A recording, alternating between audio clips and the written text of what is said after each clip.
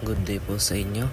Ako po si Kyle Axel Cabrera and this is my midterm exam. Ito po yung nakalagay po dito is create a login program applying OOP with the following schema. Yung binigay niyo po sa amin na midterm exam is ayun po yung gagawin namin ngayon. So ayun po, yung program na to is isang login system gamit yung OOP or Object-Oriented Programming. Meron po ako ditong tatlong files sa project. User.java, password.java, tsaka mainclass.java. Sa user.java, nandun lang yung username.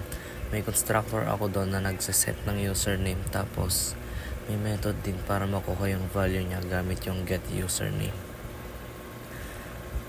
As next, sa password.java naman is halos same lang, pero sa password meron siyang method na check password para i-compare yung password na tinype ng user sa tamang password.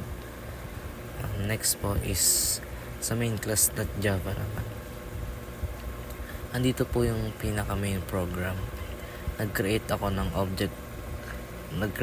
object para sa user at password. Tapos gumagamit ako ng scanner para mag-input ng username tsaka password. Pag tama pareho, magpiprint yung login successful. Pero pag mali naman is lalabas yung invalid or password. So basically, pinakita lang nito kung paano gumagana yung OOP.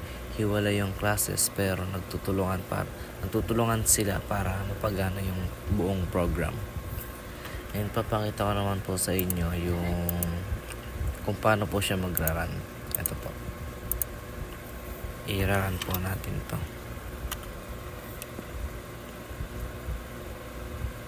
Yan. Una po is try po muna natin yung mali yung username and password. Yan. Ayan po, lumabas yung invalid username or password. Tapos next, try naman natin yung tama. Ito. Kiel. Tapos enter. 1, 2, 3, 4, 5. Ayan. Login successful. Tapos minalagay po, welcome Kiel. Tapos process complete na po.